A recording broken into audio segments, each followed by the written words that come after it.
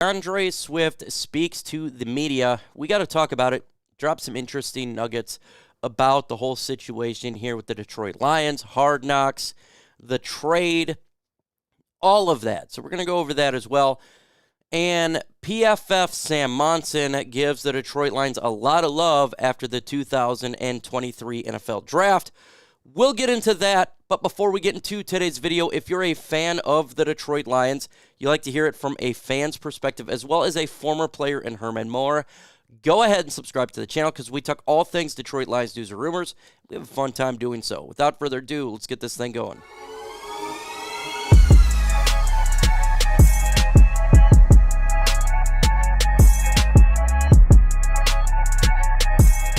Let's talk about the DAndre Swift situation here really quick before we get into the PFF, because it's very interesting that information came out. The Detroit Lions did not want to trade DAndre Swift to the Philadelphia Eagles. They actually made a phone call to the Los Angeles Rams, of all teams, to trade him over there. Now, we talked about this, about how trading Swift to the Philadelphia Eagles could have been a net negative due to the fact that Philadelphia NFC Championship, and if the Lions were to get to that point, you'd probably have to face a team like the Philadelphia Eagles, whether it be there or potentially in the playoffs. So do you want to continue to give weapons to that football team? And apparently the Lions felt a little bit of the same way as they tried sending him to L.A. They turned it down. The Rams turned the trade down, and ultimately the Detroit Lions traded Swift to the Philadelphia Eagles. We got a 4th-round pick in 2025 for it. So you're getting generally the compensation you would like, but you're now seeing that there's a little hesitation there of putting him to a team that has a ton of weapons, Georgia weapons apparently all over their Philadelphia, on that team because we may have to face them at some point. Yeah, that is a concern when you got to face a team with a ton of talent and sending a player like that to that team. But we did that with TJ Hockenson. We sent him to the Minnesota Vikings. Ultimately, it didn't affect the Lions because we beat them when they had Hockenson, and we still did good. And we look at DAndre Swift. He is an injury-prone player. That's the reason we traded him. And he has issues with sometimes the scheme and the hole to hit. So ultimately, I don't care that we sent him to Philadelphia. We got compensation. That's what it's all about to me, is getting the comp for a player, and we did, a 4th-round pick in 2025. But let me know in the comment section, do you think the trade was a good trade? Why for yes and N for no? Let me know in the comments below. Let's continue on with DAndre Swift. He said he was surprised and shocked that he was traded out of Detroit, and something he was not expecting. We hear that a lot. We heard that with TJ Hockenson when he got traded. He wasn't expecting to get traded. I don't know specifically if they spoke to Swift about, we're not going to trade you or not, but he should have somewhat known because everybody else knew. We all knew that Swift time in Detroit was over, and if we knew, then he should have known. At the end of the day, when you got Jahmyr Gibbs, the rumor came out that he wanted to be traded at that point. Well, of course, because you're getting a guy, 12th pick overall, who's going to be utilized in this offense quite a bit, and it reduces the role of DAndre Swift. So, of course, he's going to want to maximize his efforts, maybe with another team, to be the main focus in the running game, as he would not be there. Look, I wish Swift nothing but the best. I have absolutely no ill will towards him at all. Met him at training camp. Real nice guy. Real laid-back individual. And I wish him nothing but the absolute best. So hopefully he does well over there in Philadelphia because he was not a problem here in Detroit, at least from his personality side. He was a good guy from there. So I wish him nothing but the best. Just if we play him, hopefully he doesn't do well. He also talked about Hard Knocks, how he did not like the way he was portrayed. Because if you were watching Hard Knocks, it did make him look like he was a, not smart player. It made him look like he could not read at all and was not, hitting the holes. How Deuce was going after him, how it did give him a negative portrayal.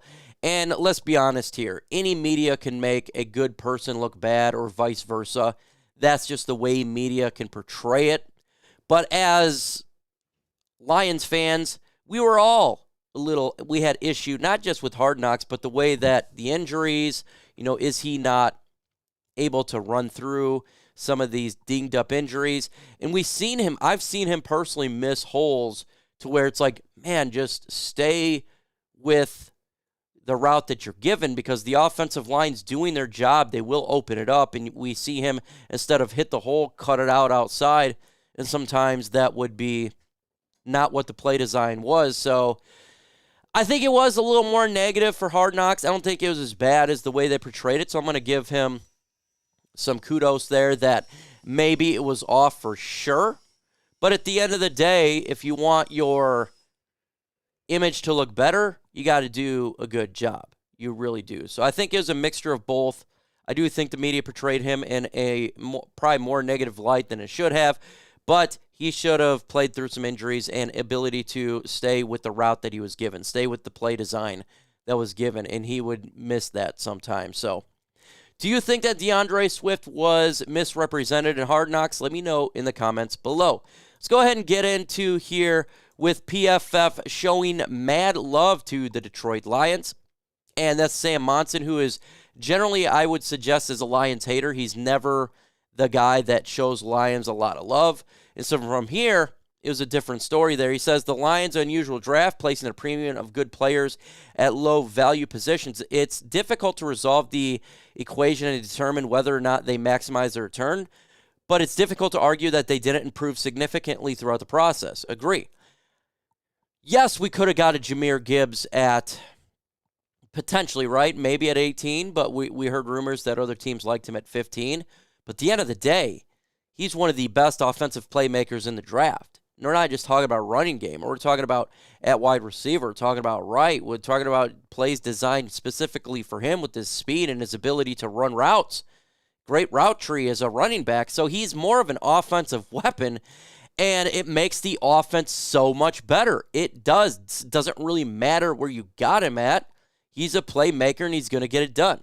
Continue on. Jahmyr Gibbs may have been seen as a major reach at 12 overall, even independent in concept of drafting running back that high, but Gibbs brings elite speed, critically, and an impressive receiving skill set, already dangerous offense. Gibbs averaged 1.83 yards per route last season, 6th in the draft class. So, I mean, this guy knows what he's doing. He is an absolute stud playmaker. And when we see him playing in preseason, in the regular season, everyone's going to forget probably that he's drafted at 12 because he is that dynamic player. Then he goes about Jack Campbell, who I love.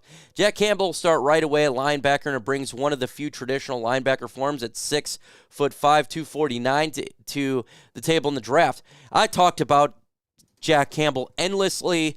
I absolutely love it. And the work that he's doing is on a different level. So Jack Campbell is going to be an instant starter, instant playmaker defensively. I've been talking about him forever, and there's a reason why. He is that Spielman type of linebacker. He's going to be the man that runs this defense for many years, and he makes this defense significantly improved. What could have been a reach at 18? Yeah, maybe. I had a late first-round grade on him. So what? He is a player that has instantly made this defense better. He's going to be a rock star defensively, and everyone's going to fall in love with this guy. You all will. Sam Laporta is a broken tackle machine with the ball in his hands, forcing 20 missed tackles last season with 58 catches. This one, to me, is a little bit off. I really hope Sam Laporta does great. I trust Brad Holmes. You know me, I didn't want a tight end, but at the end of the day, if he ends up being a great offensive weapon, my crying will stop, and I'll be happy with it. I love here at pick 45, Brian Branch, one of the best value picks in the first 2 days of the draft. I agree. Relatively average set workout numbers and only keep Fitzy to make him someday be like a Minka Fitzpatrick was when he came into the NFL. Absolutely. This is the best value pick I think in the whole draft. Like I said before, I had no idea this guy was even still on the board. I just assumed he was gone.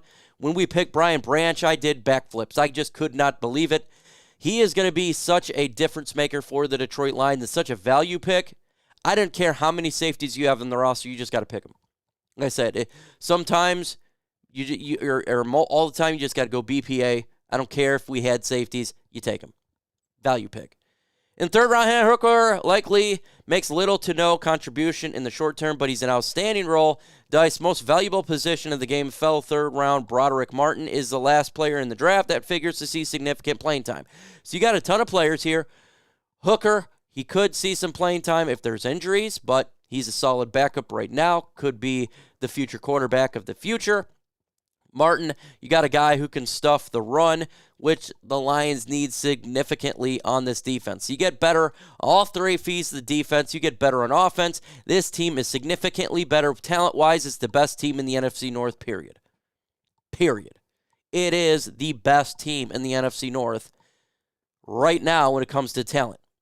We took a team that was talentless 3 years ago. Brad Holmes did, and made a team with a ton of talent. You got to love it. You must love it. This team is better. It is much improved. We should win the NFC North. We should compete with the San Francisco 49ers and the Philadelphia Eagles and the Dallas Cowboys for the NFC Championship. Should be a playoff, hosting a playoff game. So I agree. This is a great time to be a Detroit Lions fan right now because this team is out effing standing. It really is.